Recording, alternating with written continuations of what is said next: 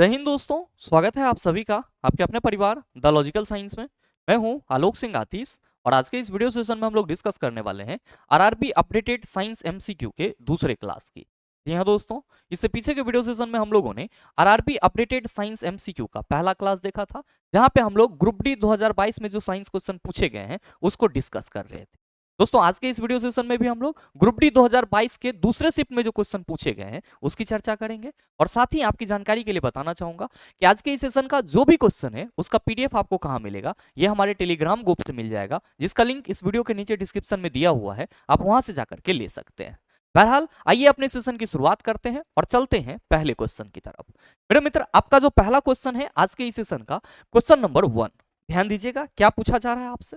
आपसे पूछा जा रहा है कि चुंबकीय क्षेत्र के अंदर स्थित धारावाही चालक पर लगने वाला बल ज्ञात करने के लिए प्रयुक्त फ्लेमिंग के बाएं हाथ के नियम के अनुसार अंगूठा और तर्जनी क्रमशः डैश और डैश की दिशाओं को निरूपित करता है। मेरे मित्र, आपसे सवाल यह करा जा रहा है कि फ्लेमिंग के बाएं हाथ के नियम के अकॉर्डिंग जो हमारा अंगूठा होता है और जो तर्जनी होता है ये किस चीज को बताता है।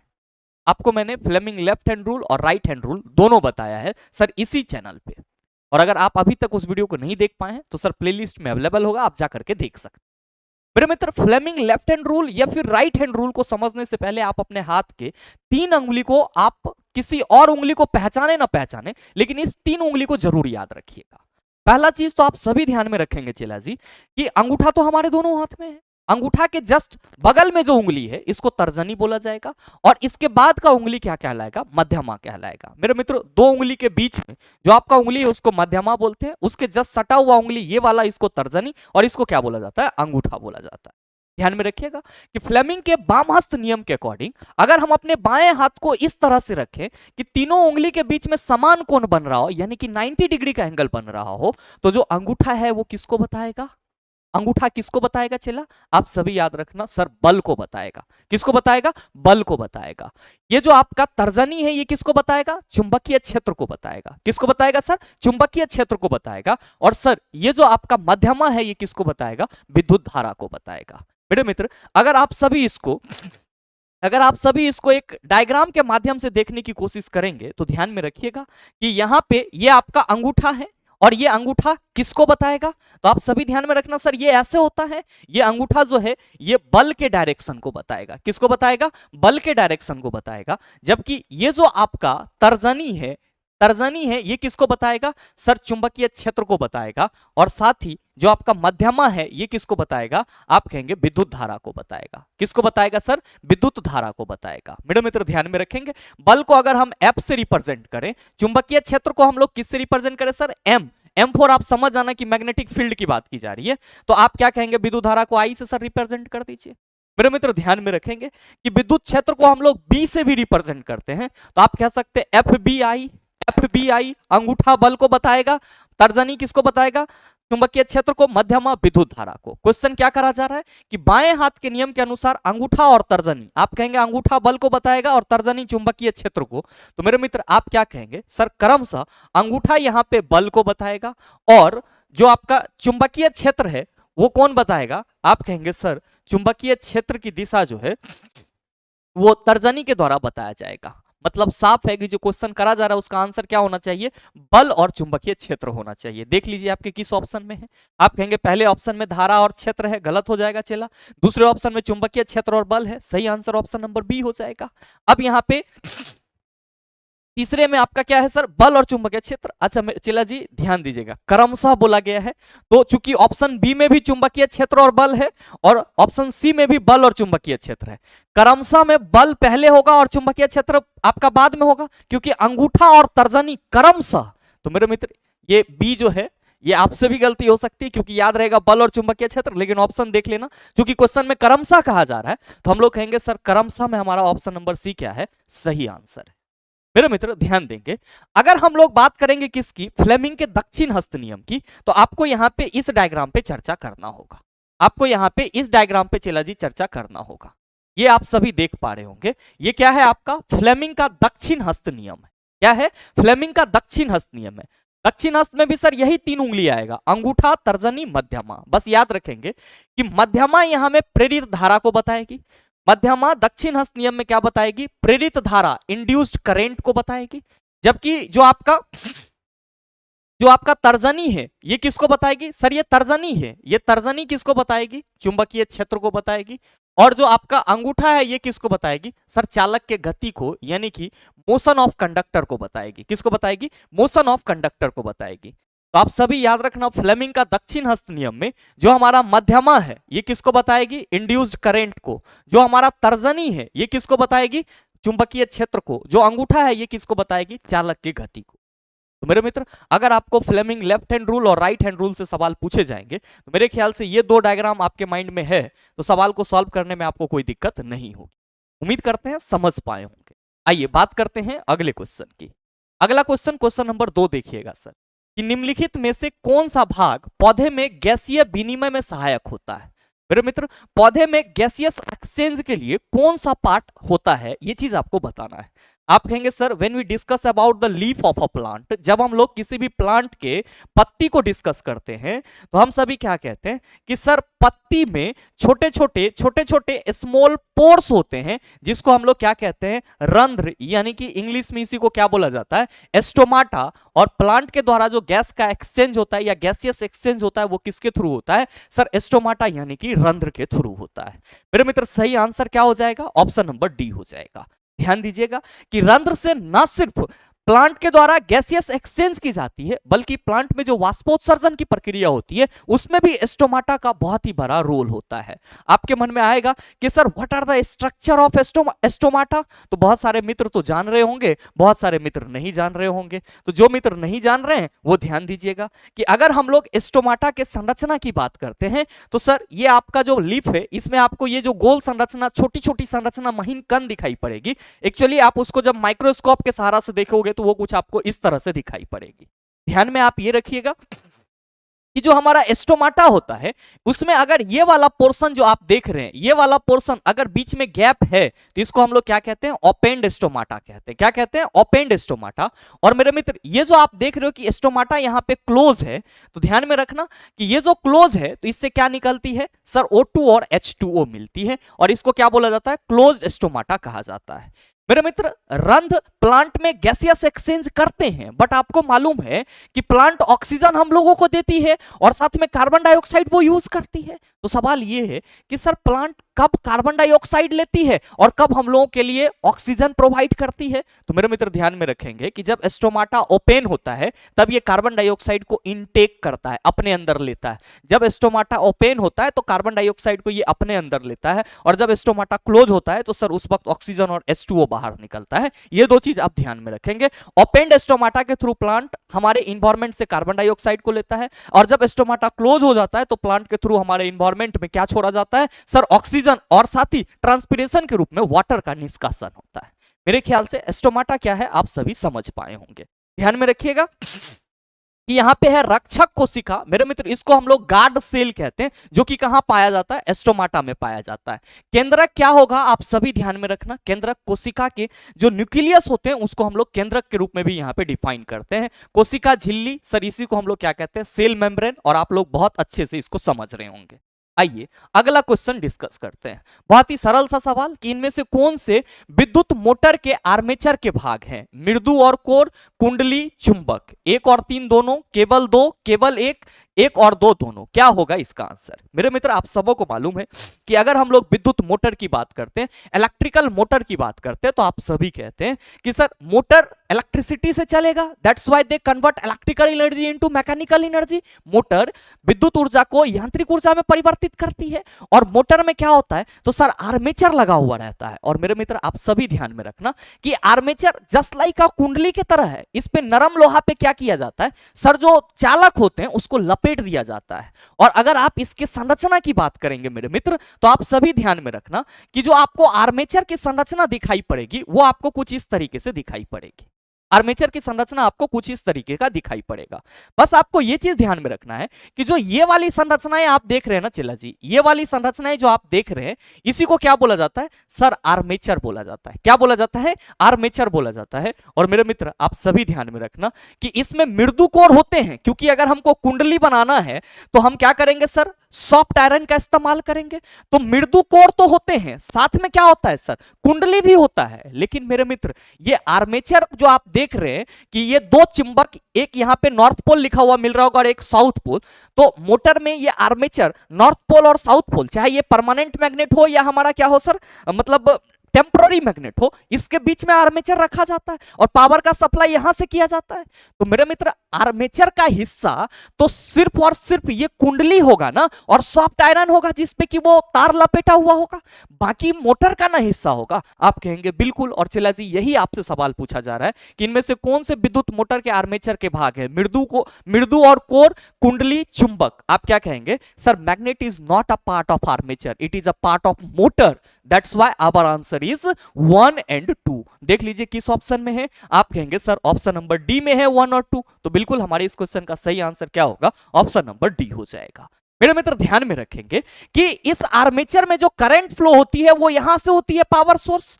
आपको ये ध्यान में रखना होगा कि ये कार्बन ब्रश इसमें करंट को फॉलो करवाती है, लेकिन ये जो आप देख रहे हैं जिसको यहाँ पे कम्यूटेटर बोला जा रहा है, इसी को हम लोग स्प्लिट रिंग भी कहते हैं। और कल के सेशन में आपसे सवाल पूछा गया था कि आर्मेचर में क्या ऐसा होता है जो धारा के प्रवाह की दिशा को विपरीत कर देता है। आप कहेंगे कम्यूटेटर या फिर स्प्लिट रिंग क्या करता है, तो सर धारा के प्रवाह की दिशा को विपरीत कर देता है, यानी कि उलट देता है। आइए अगला क्वेश्चन देखिए, क्वेश्चन नंबर 4, निम्नलिखित में से कौन सा रेडॉक्स अभिक्रिया का उदाहरण नहीं है। चला जी रेडॉक्स जहां पे भी हम बात करेंगे तो हम लोग कहेंगे कि सर ऑक्सीडेशन और रिडक्शन दोनों होगा, यानी कि वैसा रासायनिक अभिक्रिया जिसमें ऑक्सीडेशन और रिडक्शन दोनों होगा वो क्या कहलाएगा, रेडॉक्स रिएक्शन कहलाएगा। और मैंने आपको बहुत सारा एग्जांपल बताया हुआ है।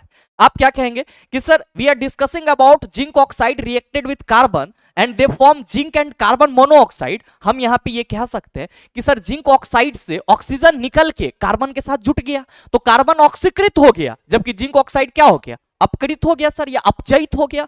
आप कहेंगे सर ये तो हमारा ऑक्सीडेशन रिडक्शन दोनों को शो कर रहा है, दैट्स व्हाई ये हमारा रेडॉक्स रिएक्शन है, रेडॉक्स रिएक्शन है ये।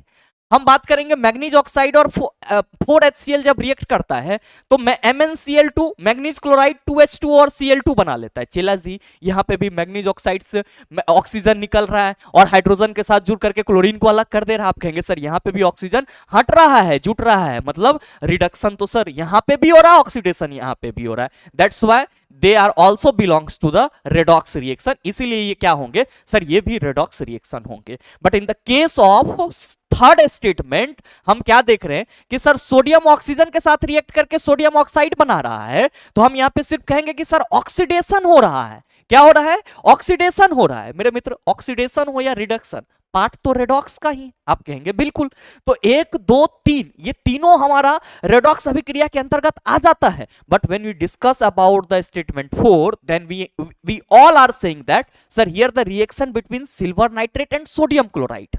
यहां पे रिएक्शन किसके बीच हो रहा है, सिल्वर नाइट्रेट और सोडियम क्लोराइड के बीच हो रहा है। एंड हम सबों को अच्छे से पता है कि silver nitrate and sodium chloride both are belongs to the ionic compound. ये दोनों किससे बिलोंग करते हैं, आयनिक कंपाउंड से बिलोंग करते हैं।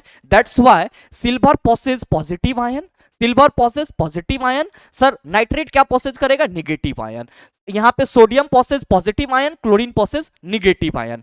आप कहेंगे कि सर ये जो हमारा प्लस है ये Cl के साथ जुटेगा, that's why they form AgCl, और ये Na जो है वो नाइट्रेट के साथ जुटेगा, that's why they form sodium nitrate. और हम सबों को मालूम है कि अगर आयनों के आदान प्रदान के चलते कहीं पे केमिकल रिएक्शन होती है तो उसको हम लोग क्या कहते हैं, आप कहेंगे सर उसको हम लोग डबल डिस्प्लेसमेंट रिएक्शन के नाम से जानते हैं, उभय विस्थापन अभिक्रिया के नाम से जानते हैं। तो ये सिल्वर नाइट्रेट और सोडियम क्लोराइड का रिएक्शन तो सर डबल डिस्प्लेसमेंट है, क्योंकि आयनों का विनिमय हो रहा है, बाकी ऑक्सीडेशन और रिडक्शन से रिलेट कर रहा है। क्वेश्चन करा जा रहा है कि उदाहरण नहीं है, तो आप कहेंगे सर जो चौथा ऑप्शन है ये रिडॉक्स रिएक्शन का उदाहरण नहीं है, ये किसका उदाहरण है, डबल डिस्प्लेसमेंट उभय विस्थापन अभिक्रिया का। तो हमारा सही आंसर क्या होगा, आप कहेंगे सर सी में चौथा ऑप्शन है, तो सही आंसर हमारा ऑप्शन नंबर सी हो जाएगा। आइए बात करते हैं अगले क्वेश्चन की। अगला क्वेश्चन, क्वेश्चन नंबर 5, मनुष्य के पाचन तंत्र में होने वाली कौन सी क्रिया गंदगी पर साबुन के पाइसीकरण की क्रिया के समान होती है? मेरे मित्र आप सभी को ध्यान में रखना होगा, बात यहाँ पे पाचन तंत्र की जा रही है और पाइसीकरण आया है, इमल्सिफिकेशन जिसको बोलते हैं। आप सभी क्या कहते हैं कि सर जो हमारे यकृत से पितरस बाइल जूस निकलता है ये एक्चुअली में क्या करता है? तो सर वसा का पाइसीकरण करता है। क्या होता है सर वसा का पाइसीकरण?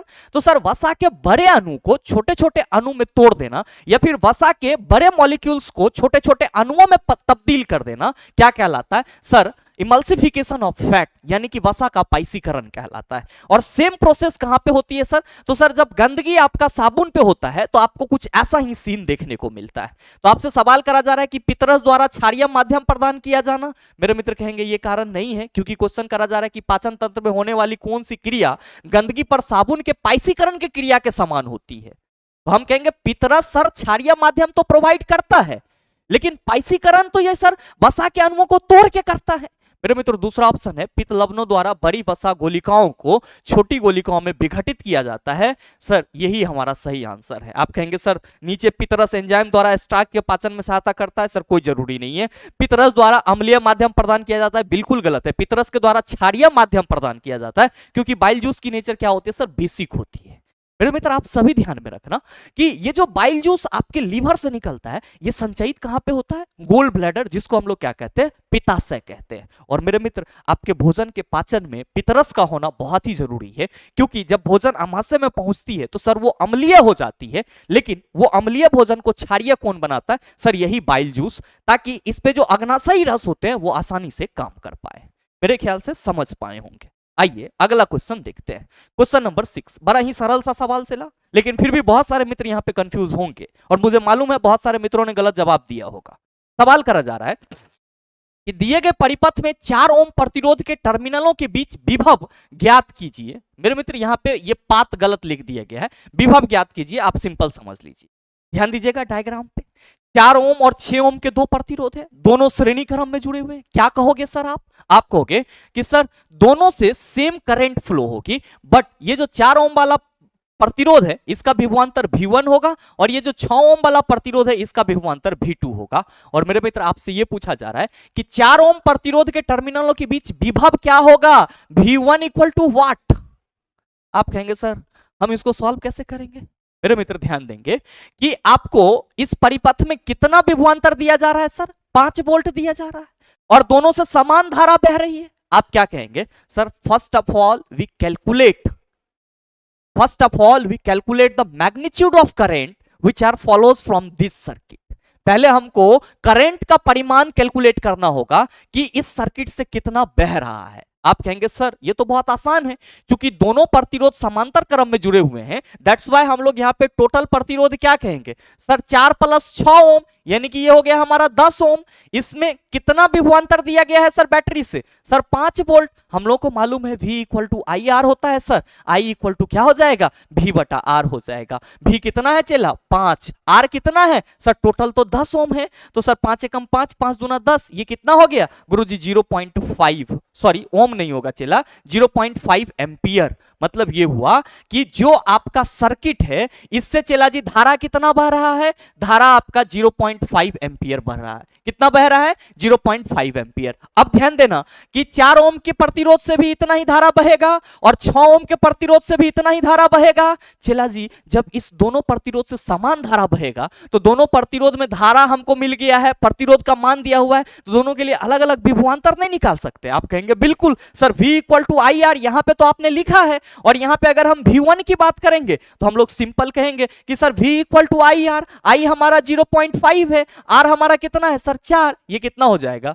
तो गुरुजी ये हो जाएगा हमारा 2 वोल्ट। कितना हो जाएगा? 2 वोल्ट। मेरे मित्र आपसे पूछा जा रहा है कि 4 ओम प्रतिरोध के टर्मिनल के बीच विभव ज्ञात करें, तो V1 हमारा कितना है सर? 2 वोल्ट। देख लीजिए किस ऑप्शन में है? ऑप्शन नंबर डी में है। सही आंसर तो हमको मिल गया। मन में संतुष्टि नहीं आ रहा है कि सर V2 हमारा कितना होगा? तो चला जी V2 भी आप निकाल लीजिए ना, आपका धारा तो 0.5 ही होगा क्योंकि समान धारा बह रही है।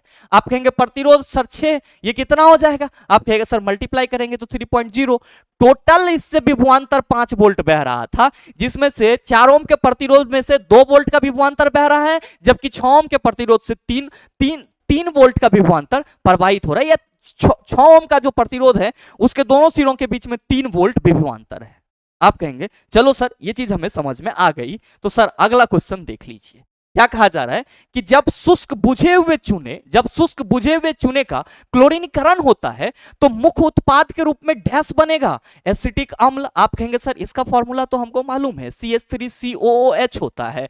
बिना बुझा हुआ चूना, हम कहेंगे सर इसी को तो कैल्शियम ऑक्साइड कहते हैं, कैल्शियम ऑक्सीक्लोराइड। आप कहेंगे sir we are talking about CaOCl2, जिसको हम लोग ब्लीचिंग पाउडर के नाम से भी जानते हैं। और हाइड्रोक्लोरिक अम्ल आप कहेंगे सर HCl। सवाल यह है कि जब शुष्क बुझे हुए चूने का क्लोरीनीकरण होता है तो मुख्य उत्पाद के रूप में डैश बनेगा।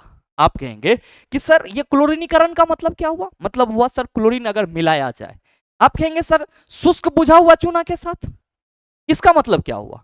तो मेरे मित्र आप सभी ध्यान में रखेंगे, मैंने आपको कल के सेशन में बताया है कि जो क्लोर एल्कली प्रोसेस के थ्रू हमको क्लोरीन गैस मिलती है, उस क्लोरीन गैस का उपयोग अगर हम लोग कैल्शियम हाइड्रोक्साइड के साथ अभिक्रिया कराने में करते हैं तो हमको विरंजक चूर्ण, जिसको हम लोग ब्लीचिंग पाउडर बोलते हैं, वो प्राप्त होता है। मेरे मित्र मैंने आपको क्लोर एल्कली प्रोसेस के बारे में बताया है कि सर जब NaCl के जलीय विलयन से, NaCl के 10% जलीय विलयन से इलेक्ट्रिसिटी प्रवाहित की जाती है तो जो NaCl है वो डिकम्पोज होकर के सोडियम हाइड्रोक्साइड, हाइड्रोजन और क्लोरीन में टूट जाता है। तो सर जो सोडियम क्लोराइड है उसके जलीय विलयन से विद्युत प्रवाहित करने पे हमको कौन सी गैस मिलती है? क्लोरीन गैस मिलती है। ध्यान दीजिएगा कि अगर हम क्लोर क्षार प्रक्रिया की बात करते हैं तो आप कहते हैं sir NaCl plus H2O react करेगा सर किसके उपस्थिति में? इलेक्ट्रिसिटी प्रोवाइड कराने के दौरान। क्या बनेगा सर? सोडियम हाइड्रोक्साइड, साथ में हाइड्रोजन और साथ में क्लोरीन गैस। ये जो क्लोरीन गैस क्लोर एल्कली प्रोसेस के थ्रू मेरे मित्र आपको मिल रहा है, ये क्लोरीन गैस जब कैल्शियम हाइड्रोक्साइड, क्यों? क्योंकि शुष्क बुझे हुए चूने की बात की जा रही है, तो सर जब कैल्शियम हाइड्रोक्साइड के साथ रिएक्ट करता है तब ये क्या बना लेता है? CaOCl2, जिसको हम लोग कैल्शियम ऑक्सीक्लोराइड कहते हैं, व्यापारिक नाम के रूप में विरंजक चूर्ण के नाम से जानते हैं। और सर इसका हम लोग उपयोग कहां करते हैं? तो सर कभी कभार ब्लीचिंग एजेंट के रूप में कीड़े मकोड़े को मारने के लिए हम लोग क्या करते हैं सर, इसका उपयोग किया जाता है। और ब्लीचिंग पाउडर का इस्तेमाल पेयजल को शुद्ध करने में भी किया जाता है। तो आप कहेंगे सर सही आंसर तो हमारा ऑप्शन नंबर सी हो जाएगा। बिल्कुल हो जाएगा, इतना बताने का मकसद ही था कि आंसर आप खुद से ठीक करो। आइए बात करते हैं अगले क्वेश्चन की। अगला क्वेश्चन, क्वेश्चन नंबर 8, बड़ा ही सरल सा सवाल कि निम्न कथनों पर विचार करते हुए सही उत्तर का चयन कीजिए। कथन 1, निर्जल सोडियम कार्बोनेट का उपयोग सोडा एसिड अग्निशामकों में किया जाता है। बिल्कुल गलत बात है sir. Soda acid fire extinguisher में, हमेशा याद रखेंगे कि in a soda acid fire extinguisher, in a soda acid fire extinguisher, soda acid fire extinguisher क्या यूज होता है? आप सभी याद रखना, NaHCO3, NaHCO3 तथा तनु H2SO4। सोडा एसिड फायर एक्सटिंग्यूशर में इसी दो का यूज किया जाता है। मेरे मित्र तो पहला कथन तो गलत हो गया। दूसरा कथन है कि निर्जल सोडियम कार्बोनेट को जल में घोला जाता है और क्रिस्टल जल के 10 अणुओं वाले धवन सोडा क्रिस्टल प्राप्त करने के लिए उसका पुनः क्रिस्टल किया जाता है। मेरे मित्र सिंपल एक ही बात है कि निर्जल सोडियम कार्बोनेट, जिसको हम लोग सोडा एस के नाम से भी जानते हैं, सूत्र क्या लिखते हैं? Na2CO3। जब इसी को पानी में डाल देते हैं तो हम लोग कहते हैं सर क्रिस्टल का पानी इसमें जुड़ जाता है, कितना? तो हम लोग कहते हैं सर 10H2O। तो ये वॉशिंग सोडा का फॉर्मूला हो जाता है। कथन 1 आपका गलत है, कथन 2 सही है। क्या कहा जा रहा है? दोनों कथन सत्य हैं। बिल्कुल गलत है सर। कथन 1 सत्य है और कथन 2 असत्य है। भरमाया जा रहा है। कथन 1 तो कहीं से सत्य नहीं है, दोनों कथन असत्य हैं। आप कहेंगे बिल्कुल नहीं, एगो तो सत्य है। कथन 2 सत्य है और कथन 1 असत्य है। सही आंसर ऑप्शन नंबर डी हो जाएगा। कोई समस्या नहीं होनी चाहिए। अगला क्वेश्चन देखिएगा, क्वेश्चन नंबर 9। क्या कहा जा रहा है कि एक वस्तु अभिसारी लेंस से, चला बात करी जाएगी अभिसारी लेंस की, समझ जाना उत्तल लेंस की बात की जा रही है। किसकी बात की जा रही है? उत्तल लेंस की बात की जा रही है। कहा जा रहा है कि एक वस्तु अभिसारी लेंस से 25 सेंटीमीटर की दूरी पर रखी गई है। लेंस से 30 सेंटीमीटर की दूरी पर वस्तु का वास्तविक और उल्टा प्रतिबिंब निर्मित होता है। लेंस द्वारा उत्पन्न आवर्धन किसके बराबर है? बताइए, सॉल्व होगा या नहीं होगा? बहुत सारे मित्र माथा पकड़ लिए होंगे, कैसे होगा? चला जी ध्यान दीजिएगा, हमने आपको कई बार बताया कि अगर हम बात करेंगे सर उत्तल लेंस की तो आप कहेंगे सर ये हो जाएगा, सभी दूरी ऑप्टिकल सेंटर से मापी जाएगी। और in a most of the case object कहां पे प्लेस होगा, आप कहेंगे सर ये लेंस है तो लेंस के लेफ्ट साइड में हमारा ऑब्जेक्ट होगा, प्रतिबिंब सर राइट साइड में बनेगा। चला जी, अगर वस्तु हमारा ये रखा हुआ है तो वस्तु दूरी तो यू हो जाएगा। वस्तु दूरी को कैसे मापेंगे, तो कहेंगे सर आपतित प्रकाश की दिशा ये है, लेकिन प्रकाशी केंद्र से विपरीत दिशा में जाके हमको वस्तु दूरी मापना होगा। मतलब सर u इक्वल टू हमारे क्वेश्चन में कितना दिया हुआ है, तो सर अभिसारी लेंस से 25 सेंटीमीटर की दूर पर रखी गई लेंस से 30 सेंटीमीटर, एक वस्तु अभिसारी लेंस से 25 सेंटीमीटर की दूर पर रखी गई है, मतलब क्या है कि u इक्वल टू हमारा -25 सेंटीमीटर हो गया, ठीक है। और लेंस से 30 सेंटीमीटर की दूरी पर वस्तु का वास्तविक और उल्टा प्रतिबिंब बनता है। मेरे मित्र प्रतिबिंब इधर बनेगा तो प्रतिबिंब दूरी को हम लोग धनात्मक लेंगे सर उत्तल लेंस पे। ध्यान दीजिएगा कि v इक्वल टू यहां पे क्या हो जाएगा, आप कहेंगे गुरुजी 30 सेंटीमीटर, m इक्वल टू क्या होता है, आप कहेगा सर v बटा u। मेरे मित्र आप सभी क्या कहेंगे कि गुरुजी v हमारा 30 है और u कितना है -25। अगर हम सॉल्व करेंगे तो क्या कहेंगे, आप कहेंगे सर 6 5 से 30 हो जाएगा, और क्या हो जाएगा, सॉरी यहाँ पे 6 5 से 30 नहीं काटेंगे सर, 5 से काटेंगे, 5 6 के 30 हो जाएगा, 5 25 हो जाएगा, ये -6 बटा 5 हो जाएगा। सर सही आंसर ऑप्शन नंबर सी हो जाएगा। क्या हो जाएगा सर, ऑप्शन नंबर सी हो जाएगा। तो कोई दिक्कत इसमें सर नहीं होना चाहिए। अगला क्वेश्चन देखिएगा, क्वेश्चन नंबर 10, साइक्लोहेक्सेन में डैश कार्बन कार्बन बंध और कार्बन हाइड्रोजन बंध होते हैं, इस प्रकार कुल डैश सहसंयोजी बंध होते हैं। मेरे मित्र जब हम लोग बात करेंगे साइक्लोहेक्सेन की तो आप सभी याद रखना इसका फॉर्मूला C6H12 होगा। क्या होगा सर, C6H12 होगा। और इसका जो स्मेल होता है सर बहुत ही खतरनाक होता है, और ये आपका क्या है, एक प्रकार का सर कलरलेस गैस के रूप में हम लोग इसको देखते हैं। ध्यान रखेंगे कि अगर हम लोग बात करेंगे C6H12 के संरचना की तो आप कहेंगे सर जब इसमें C6H12 इसका सूत्र हो रहा है तो जाहिर सी बात है कि 6 हाइड्रोजन साइकिल में जुड़े होंगे। बिल्कुल मेरे मित्र देख लीजिए कि आपका जो 6 हाइड्रोजन है वो किस में जुड़ा हुआ होगा सर, एक साइकिल में जुड़ा हुआ होगा, कुछ इस तरीके का, कुछ इस तरीके का सर, कुछ इस तरीके का, 2 2 4 2 6। अब एक के साथ ये और फिर इस तरह से बॉन्ड, इस तरह से बॉन्ड। ध्यान देंगे फॉर्मूला तो आप सबों को मालूम चल ही गया है कि C6H12 होता है। अब आपको यहां पे ये ध्यान में रखना होगा कि प्रत्येक कार्बन के साथ 2 हाइड्रोजन जुटा हुआ है। प्रत्येक कार्बन के साथ कितने हाइड्रोजन जुटे हैं, 2 हाइड्रोजन जुटे हैं। प्रत्येक कार्बन के साथ 2 हाइड्रोजन जुटा हुआ है। प्रत्येक कार्बन के साथ चला जी 2 हाइड्रोजन जुटेगा। आप क्या कहेंगे कि सर कार्बन और कार्बन में आबंध की संख्या टोटल कितनी हो जाएगी, तो सर 1 2 3 4 और कितना होगा सर, तो आप कहेंगे सर ये 5 और एक यहां पे 6 हो जाएगा। मतलब क्या कि कार्बन और कार्बन में बंध टोटल हमारा कितना है सर, 6। कितना चला, 6। अब ध्यान देना कि कार्बन और हाइड्रोजन में कितना बंध है, तो आप सभी कहेंगे सर चूंकि प्रत्येक कार्बन के साथ 2 हाइड्रोजन जुटा हुआ है तो कार्बन और हाइड्रोजन का टोटल बंध 12 हो गया। तो मेरे मित्र यहां पे 12 लिख दो। और टोटल सहसंयोजी बंध कितना है, तो आप कहेंगे 12 6 18। तो देख लीजिए 6 12 18 किस ऑप्शन में, ऑप्शन नंबर बी में। बस ये बॉन्ड की संख्या को काउंट करके आपको आंसर बताना था। आइए बात करते हैं अगले क्वेश्चन की।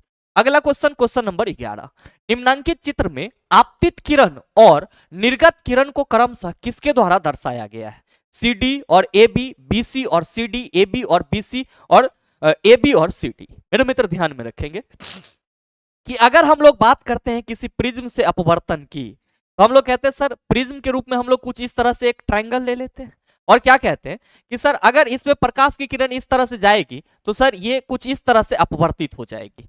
तो जो किरण जा रही है इसको क्या बोला जाता है, आपतित किरण बोला जाता है। और जो किरण बाहर निकल रही है इसको क्या बोला जाता है सर, निर्गत किरण बोला जाता है। क्या बोला जाता है, निर्गत किरण। मेरे मित्र आपतित किरण को A और B से बताया जा रहा है, निर्गत किरण को C और D से बताया जा रहा है। और ध्यान में रखेंगे कि इसी किरण को आप जब मिलाएंगे तो यहाँ पे एंगल बनेगा जिसको हम लोग क्या कहते हैं, एंगल ऑफ डेविएशन यानी कि विचलन कोण कहते हैं। आपसे क्वेश्चन करा जा रहा है कि निम्नांकित चित्र में आपतित किरण और निर्गत किरण को क्रमशः किसके द्वारा दर्शाया गया है, आप कहेंगे ए बी और सी डी के द्वारा दर्शाया गया है। मेरे मित्र प्रिज्म से संबंधित कंसेप्ट को आप इतना में ही स्टॉप नहीं करेंगे, आप यहाँ पे ये वाला एक बार डायग्राम अपने कॉपी में जरूर नोट कर लीजिएगा। आगे के सभी एग्जाम में अगर क्वेश्चन आपसे पूछे जाएंगे तो क्या कहेंगे कि गुरुजी यहाँ पे जो आप ये वाली लाइन को बता रहे हैं ना हमारे सामने और ये इस तरह से जाकर के इस तरह से हो रही है, तो हम ये कहेंगे कि ये तो आपतित किरण है और ये हमारा क्या हो जाएगा, निर्गत निर्गत किरण हो जाएगा। आपतित किरण को P और Q से रिप्रेजेंट किया जाता है। तो मेरे मित्र आप सभी क्या कहेंगे कि पी क्यू और यहां पे ये फॉल हो रही है, तो सर ये पीई हम यहां तक पूरा ले लें, पीई हमारा इंसिडेंट रे हो जाएगा। पी क्या हो जाएगा? इंसिडेंट रे हो जाएगा। अब ध्यान देना यहां पे कि अगर हम लोग बात करेंगे इमरजेंट रे, निर्गत किरण को हम लोग इमरजेंट रे कहते हैं, ये एफ है और ये एस है। आप कहेंगे सर यही तो निर्गत किरण है, तो सर जो आपका एफ एस है इसको क्या बोला जाता है? सर इमरजेंट रे बोला जाता है। और मेरे मित्र यहां पे जो ये रे है इसको क्या बोलते हैं हम लोग? तो सर इसको हम लोग रिफ्रैक्टेड रे बोलते हैं, अपवर्तित किरण बोलते हैं। क्यों? क्योंकि सर प्रकाश जब इस माध्यम से आई और प्रिज्म में इंटर की तो यहां पे ये मुड़ गई, तो ये हमारा अपवर्तित किरण है।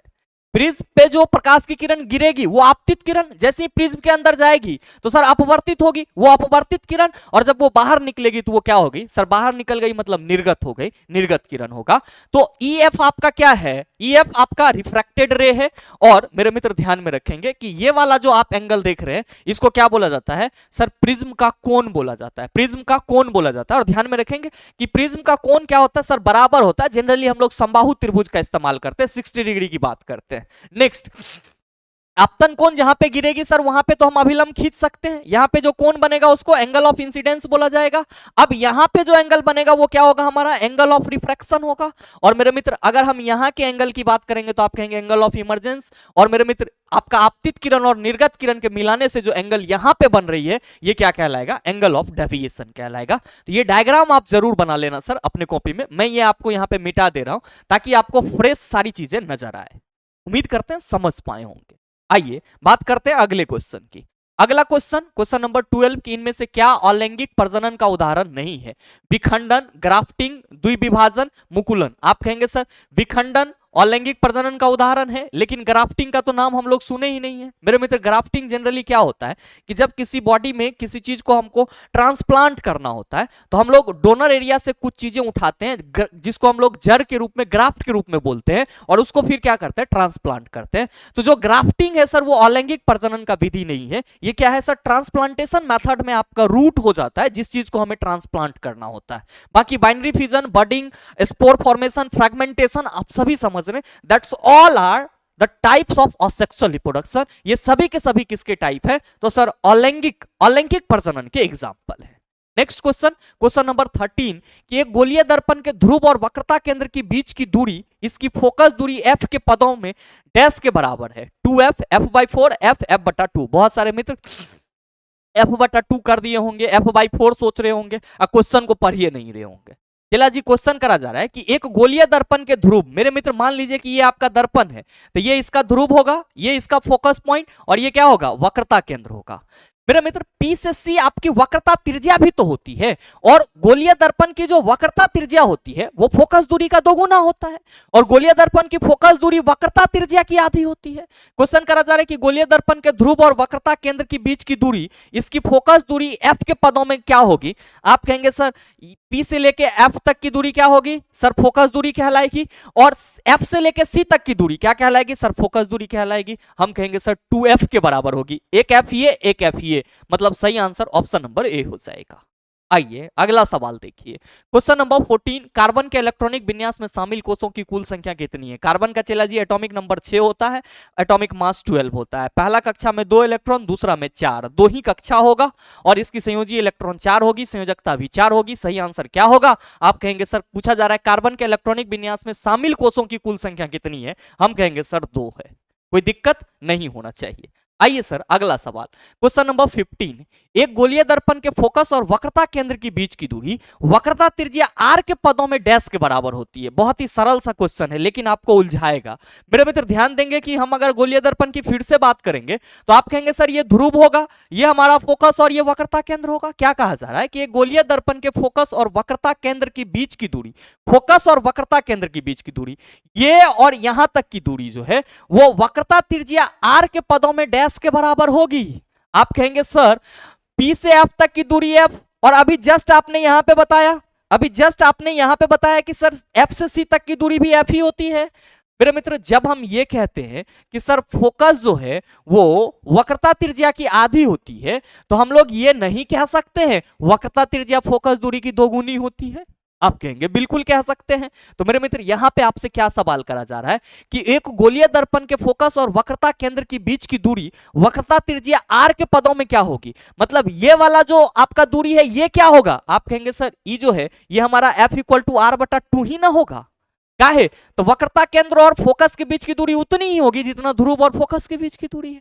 तब है ना f इक्वल टू तभी ना हम लोग f equal to R by two या r equal to two F कहते हैं। आप कहेंगे बिल्कुल, तो मेरे मित्र सही आंसर क्या हो जाएगा, ऑप्शन नंबर ए हो जाएगा। आइए बात करते हैं अगले क्वेश्चन की। अगला क्वेश्चन, क्वेश्चन नंबर 16, नीचे दिए गए चित्र का ध्यानपूर्वक अध्ययन कीजिए। निम्नलिखित में से कौन सा विकल्प नीले काले रंग की उपस्थिति के कारण की सही व्याख्या करता है। मेरे मित्र यहाँ पे आपका पोटैटो जूस लिया गया है, ध्यान में रखिएगा। पोटैटो जूस में क्या होता है, तो हम लोग कहते हैं सर जनरली उसमें मंड होता है जिसको हम लोग क्या कहते हैं, स्टार्च कहते हैं। और मेरे मित्र इसमें क्या डाला जा रहा है, आयोडीन सॉल्यूशन डाला जा रहा है। आप क्या कहेंगे कि जनरली सर मंड परीक्षण के लिए हम लोग आयोडीन सॉल्यूशन का इस्तेमाल करते हैं। जिस किसी भी भोज्य पदार्थ में कार्बोहाइड्रेट है या फिर हम कहते हैं कि सर उसमें मंड की उपस्थिति है, इस चीज को हम कैसे पता करते हैं, तो सर अगर भोज्य पदार्थ पे हम लोग आयोडीन सॉल्यूशन डालते हैं तो उसका रंग काला या नीला हो जाए तो हम कहते हैं कि उसमें कार्बोहाइड्रेट या फिर स्टार्च या फिर ग्लूकोज मौजूद है। मेरे मित्र ध्यान में रखेंगे कि आपका पहला ऑप्शन है कि आलू के रस में प्रोटीन होता है, पहली गलत है। चला, आलू के रस में प्रोटीन कहां से होगा, स्टार्च होगा। आलू के रस में वसा होती है, यह भी गलत है। आलू के रस में ग्लूकोज होता है, सर यह भी गलत है। आप कहेंगे सर यहां पे है कि आलू के रस में स्टार्च होता है जो आयोडीन मिलाने पर नीला या काला हो जाता है। मेरे मित्र अगर किसी भी भोज्य पदार्थ पे आयोडीन सॉल्यूशन डालने से उसका रंग काला या नीला हो जाता है, ये इस बात का गवाह है कि उस भोज्य पदार्थ में स्टार्च की उपस्थिति है। दैट्स वाई सही आंसर क्या होगा, ऑप्शन नंबर डी होगा। मेरे मित्र ध्यान में रखेंगे कि अगर हम लोग प्रोटीन के परीक्षण की बात करेंगे तो प्रोटीन के परीक्षण में हम लोग किसका इस्तेमाल करते हैं, तो सर प्रोटीन के परीक्षण में कास्टिक सोडा और कॉपर सल्फेट का इस्तेमाल किया जाता है। अगर हम लोग प्रोटीन के चेक करने के लिए भोज्य पदार्थ के ऊपर में क्या करते हैं, सर 2 बूंद कास्टिक सोडा और साथ ही साथ जो हमारा कॉपर सल्फेट होता है उसका 10 बूंद डाला जाता है। और अगर भोज्य पदार्थ का रंग बैंगनी हो जाता है तो हम लोग कहते हैं उसमें प्रोटीन मौजूद है, अदरवाइज प्रोटीन उसमें मौजूद नहीं है। मेरे ख्याल से समझ पाए होंगे। देखिएगा सर नेक्स्ट क्वेश्चन, कहा जा रहा है कि कोई भी अभिक्रिया जो अबिले अवक्षेप उत्पन्न करता है उसे डैश कहा जाता है। अवक्षेपण अभिक्रिया, प्रिसिपिटेशन रिएक्शन कहते हैं। सर अभी आपने देखा है अपने सेशन में कि when the silver chloride reacted with sodium nitrate then they form silver nitrate. आप जैसे यहां पे बात करते हो सर, अभी जस्ट आपने देखा है हमारे साथ एक रिएक्शन को, यहां पे ध्यान देना कहां गया वो रिएक्शन कि सर सिल्वर नाइट्रेट, सॉरी हमने सोडियम नाइट्रेट के साथ अभिक्रिया करा दिया था, नहीं, सिल्वर नाइट्रेट जब NaCl के साथ अभिक्रिया करता है चेला जी, तो ये आपका AgCl अवक्षेप के रूप में मिलता है और इसको हम लोग क्या कहते हैं, सर अवक्षेपण अभिक्रिया के रूप में भी देखते हैं। ध्यान में रखेंगे कि उभय विस्थापन अभिक्रिया में ये संभव है कि उसमें क्या बने, प्रिसिपिटेट बने, और इसीलिए ये रिएक्शन आपका एग्जाम्पल डबल डिस्प्लेसमेंट रिएक्शन और अवक्षेपण अभिक्रिया दोनों का हो जाता है। आइए सर हम लोग बात कर लेते हैं अपने आंसर की। आप कहेंगे सर आंसर तो हमारा बिल्कुल क्लियर था कि अवक्षेपण अभिक्रिया प्रिसिपिटेशन रिएक्शन होगा, विस्थापन अभिक्रिया सभी समझ रहे हैं, बहुत ज्यादा रिएक्टिव तत्व के द्वारा अपने से कम रिएक्टिव तत्वों को किसी यौगिक से विस्थापित कर देगा तो विस्थापन अभिक्रिया। रेडॉक्स में ऑक्सीडेशन रिडक्शन दोनों होगा चेला। अपघटन सर 3 तरीके से होगा, उष्मा से होगा तो उष्मीय अपघटन, विद्युत से होगा विद्युतीय अपघटन, और अगर सर सनलाइट से हो रहा है तो फोटोलाइटिकल डिकम्पोजिशन कहेंगे। आइए अगला क्वेश्चन देखिए, क्वेश्चन नंबर 18, किसी दिए गए प्रतिरोध R को 2 बराबर भागों में काटा जाता है तो प्रत्येक भाग का प्रतिरोध ज्ञात कीजिए। आप कहेंगे सर प्रतिरोध लंबाई के समानुपाती होती है, बराबर भाग में काटेंगे तो प्रतिरोध भी हमारा आधा हो जाएगा। सही आंसर R/2 हो जाएगा। नेक्स्ट क्वेश्चन, क्वेश्चन नंबर 19, कि किशोरावस्था के दौरान मानव शरीर में अनेक परिवर्तन होते हैं, निम्नलिखित में से कौन सा परिवर्तन केवल लड़कियों में लैंगिक परिपक्वता से संबंधित है। मुहासे युक्त तेलीय त्वचा, सर नहीं होगा। शरीर के विभिन्न हिस्सों पर बालों का बढ़ना, सर नहीं। आपका तीसरा है उसकी दिखावट के प्रति सचेतता, ये भी नहीं है। स्तन ग्रंथियों की वृद्धि, सर सही आंसर है। क्वेश्चन करा जा रहा है कि किशोरावस्था के दौरान, एडोलसेंस के दौरान मानव शरीर में अनेक परिवर्तन होते हैं, तो सर मेल में अलग परिवर्तन होता है, दाढ़ी मूंछ का आना। लेकिन अगर हम लोग बात करते हैं गर्ल्स में कि उसके अंदर मैच्योरिटी किस तरह से आ रही है या मतलब लोग कैसे समझते हैं, तो हम लोग कहते हैं सर स्तन ग्रंथियों की वृद्धि से सर हम लोग लैंगिक परिपक्वता का आंकड़ा लगाते हैं। और मेरे मित्र याद रखेंगे कि स्तन ग्रंथियों का डेवलप होना, प्यूबिक एरिया में हेयर का आना, ये सभी जो हैं वो क्या कहलाते हैं सर, सेकेंडरी सेक्सुअल कैरेक्टर कहलाते हैं। चाहे मेल हो फीमेल हो, अगर हम लोग इसमें बात करते हैं प्राइमरी और सेकेंडरी सेक्सुअल कैरेक्टर की, तो प्राइमरी सेक्सुअल कैरेक्टर सिर्फ और सिर्फ किससे सर, रिप्रोडक्शन से रिलेट करके जोड़ा जाता है। But when we discuss about the secondary sexual character, तो हम लोग कहते हैं सर बॉयज में दाढ़ी मूंछ का आना, और फिर सर प्यूबिक एरिया में हेयर का आना, आर्म पिट में हेयर का आना, ये सब क्या होता है सर, बॉयज में सेकेंडरी लक्षण जो होते हैं, यानी कि जिसको हम लोग गौण गुण कहते हैं, मतलब द्वितीयक गौण मतलब गुण कहते हैं, वो आपको प्रदर्शित होता है। आप कहेंगे सर ये तो बहुत ही आसान सा सवाल था। नेक्स्ट क्वेश्चन हमारा क्वेश्चन नंबर 20 है, निम्न में से किस तत्व के आणविक रूप में परमाणुओं की संख्या अधिकतम होती है। मोस्ट ऑफ द स्टूडेंट इस क्वेश्चन में फंसे हैं और गलत टिक करके आए, जबकि मैंने कई बार बताया था। क्वेश्चन ये पूछा जा रहा है कि निम्न में से किस तत्व के आणविक रूप में, मेरे मित्र आणविक रूप की बात जब भी की जाएगी ना, तो यहां पर हम ये समझेंगे कि तत्व का अणु की बात की जा रही है। और आप सभी ध्यान में रखना कि किसी भी अणु में जितने परमाणु उपस्थित होते हैं वो उसकी परमाणुकता होती है। आपसे सवाल करा जा रहा है कि निम्न में से किस तत्व के आणविक रूप में परमाणुओं की संख्या अधिकतम होती है। मेरे मित्र आप सभी क्या कहते हैं कि सर यहाँ पे फास्फोरस है, अगर ये अणु बनाएगा तो P4 के रूप में होगा, तो इसमें परमाणु की संख्या तो 4 है। ध्यान देंगे कि यहाँ पे ये क्या है, आप कहेंगे नियॉन, इसको अणु बनाने की जरूरत ही नहीं है, ये तो हमेशा क्या रहेगा सर, नियॉन मतलब एक ही परमाणु के रूप में रहेगा। और ध्यान में रखिएगा all the noble gases are example of mono atomic elements. जितने भी अक्रिय गैस तत्व हैं सब के सब क्या होते हैं, एक परमाणु होते हैं। तो आपका न्यून में तो एक ही रहेगा सर, आर्गन में भी सर एक ही परमाणु रहेगा। मेरे मित्र सल्फर का अणु जो है वो S8 के रूप में बनता है। सल्फर का अणु किस रूप में बनता है, S8 रूप में बनता है। तो सही आंसर क्या होगा, ऑप्शन नंबर डी। क्यों, क्योंकि सल्फर के जो अणु होंगे इसमें परमाणुओं की संख्या आपको क्या दिख रही है सर, अधिकतम दिख रही है। ध्यान में रखेंगे फास्फोरस को चतुष्परमाणु अणु बोला जाएगा यहाँ पे, और सल्फर को क्या बोला जाएगा, बहुपरमाणविक अणु यानी कि पॉली एटॉमिक मॉलिक्यूल्स बोला जाएगा। नेक्स्ट क्वेश्चन ध्यान दीजिएगा, और ये क्वेश्चन आप सबों के लिए होमवर्क है।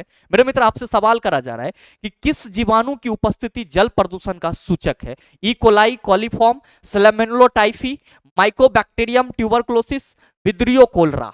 इसको हम लोग विब्रियो कोलरा कहेंगे। और मेरे मित्र ये किसका कारण होता है आप सबों को मालूम है, और इस क्वेश्चन का आंसर आप सबों से जानना चाहूंगा। सही आंसर क्या होगा नीचे कमेंट करके जरूर बताइएगा।